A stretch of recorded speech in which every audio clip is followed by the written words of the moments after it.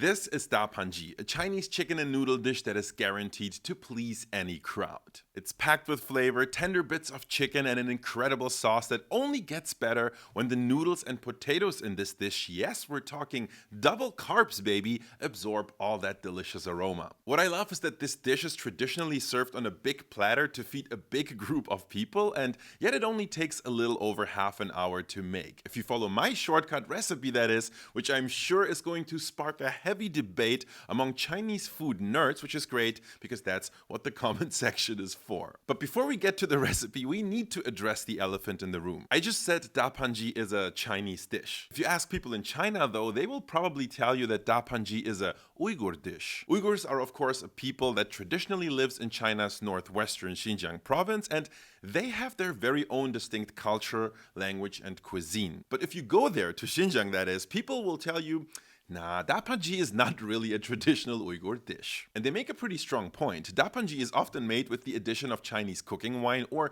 even braised in beer, which would be a pretty unconventional choice for a majority Muslim ethnic group. So what's the deal here? Is dapanji Uyghur, or is it Chinese? Where is it from? Well, as I mentioned, it does use a lot of classic Chinese ingredients like Sichuan peppercorns and Sichuan bean paste. But it also uses plenty of Silk Road style spices that are common with the Uyghurs, and more importantly, dapanji is incomplete without hand-pulled belt noodles, which are a little similar to the ever more popular biang noodles and definitely very typical for Xinjiang's wheat noodle-loving cuisine. What brought these two influences together is China's economic rise. In the 1980s, as China began rapidly developing, there were countless truck drivers transporting goods and resources from the Chinese heartland to the distant province of Xinjiang, and vice versa. These truckers were mostly Chinese, and of course they needed to eat on their days-long drives.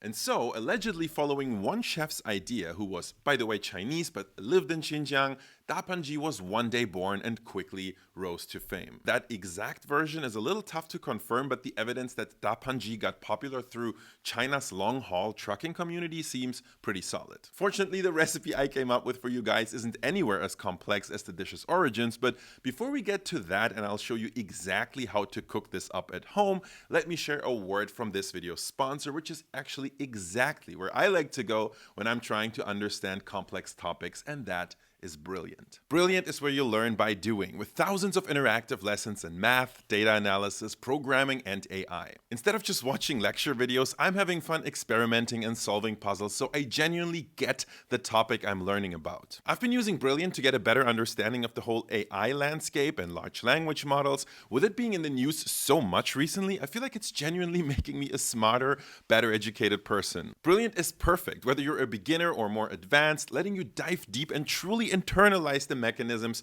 behind a topic. So cool for someone like me who loves understanding how things work. Brilliant's approach really sharpens your problem-solving skills, and also developing a steady learning habit with Brilliant only takes a few minutes each day. Because you're actively engaging with the material, it's far more effective than just passively watching lectures, helping you truly retain what you learn. Ready to give it a try? Head to brilliant.org/Andong or scan the QR code for a free 30-day trial. If you decide to go premium, you'll also get 20% off an annual premium subscription. The link is in the description. Start building real lasting skills today with Brilliant. Thank you, Brilliant, for sponsoring this video. Alright, now let's get to our dapanji recipe. Dapanji actually translates to big plate chicken, and unsurprisingly, chicken is exactly what this recipe starts with. For this recipe, I love using chicken drumsticks. I think dark chicken meat works so much better here. The only downside, in Germany, it's tough to find that type of meat deboned. If you're lucky enough to have easy access to it, good for you, but if you're in my situation,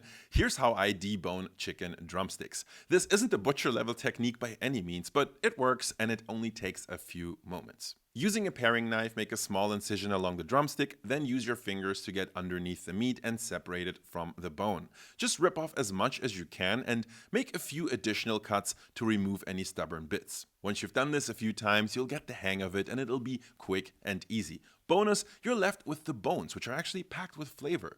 We're not throwing those away, we'll get back to them later. Now let's take our deboned chicken, trimmed into bite-sized chunks, and marinate it. One key ingredient here is Chinese cooking wine. It's definitely not halal, but it adds an amazing depth of flavor. Sprinkle in a bit of salt and sugar, mix well, and let that marinate while we prep the other ingredients. Starting with the veggies, we have half an onion, which we'll cut into petals and separate for easy stir frying. Next, 2 bell peppers, or actually half bell peppers, gotcha there, red and green. No, not just for visuals, but for flavor. The green has a planty herbal note, while the red is sweeter, making a perfect balance. Cut them lengthwise into quarters, then on a bias into diamond-shaped chunks. Set those aside. Now onto potatoes. I know some people aren't fans of double starch dishes, but in this case, potatoes are more of a vegetable than a starch. At least that's how they're often viewed in Chinese cooking. Trust me, these are a low-key secret ingredient here because they soak up all that flavorful braising liquid while also releasing their starch to naturally thicken the sauce later. Now speaking of flavor, let's finally talk details, and specifically our Chinese braising spice mix. You can buy pre-made spice packets from an Asian store or even use 5-spice powder as a shortcut if you're lazy, but I prefer making my own spice bag. It's not as intimidating as it sounds, and it gives you full control over the flavors. In a piece of cheesecloth, add some star anise, a small piece of cinnamon bark, Sichuan peppercorns, fennel seeds, and a crushed bay leaf. Tie it up with some butcher's twine, and there you have it, a quick and easy spice bag. Time to cook. In a deep skillet or a flat-bottomed wok, which is perfect for electric stoves like mine, heat some oil. Once it's shimmering, add the marinated chicken, spreading it out in a single layer to get some browning.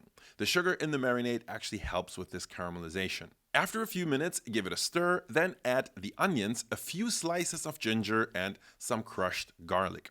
Stir fry everything, and at this point your kitchen should already smell incredible. Now let's add an important key ingredient, which is Pixian Doubanjiang, a fermented chili and bean paste from Sichuan.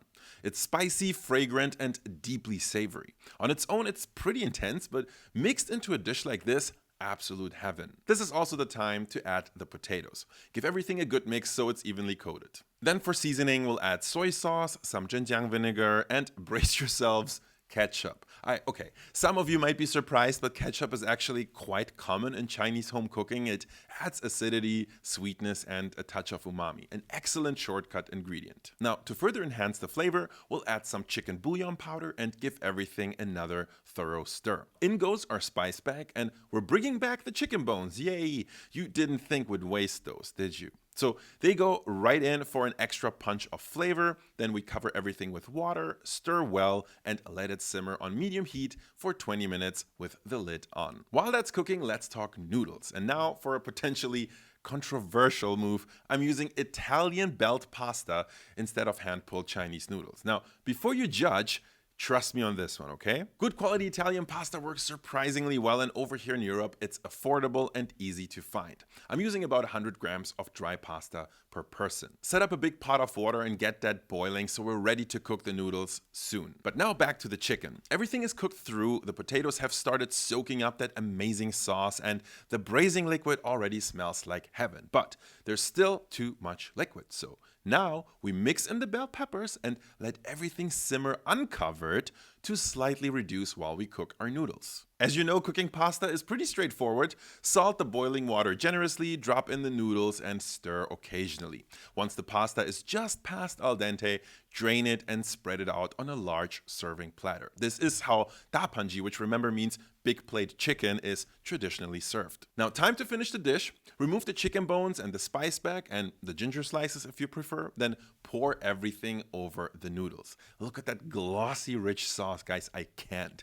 I like to garnish this with cilantro, though I admit plopping on a whole bouquet on top might not be the most practical choice. Chopped cilantro probably works better, but I have thumbnails to make. And now everything's ready to serve. Mix everything together so the noodles soak up all that delicious sauce and let it sit for a minute. This dish is bold, deeply flavorful, and incredibly satisfying. Honestly, the potatoes might be my favorite part here, but everything just works so well together. The best part, the recipe is super scalable. The amount I made here serves about 2 to 3 people, but you can double it for a family feast easily. I hope you guys give this a try, and please forgive me for using Italian pasta in a Chinese dish, but seriously, try it before you judge and let me know what you think below.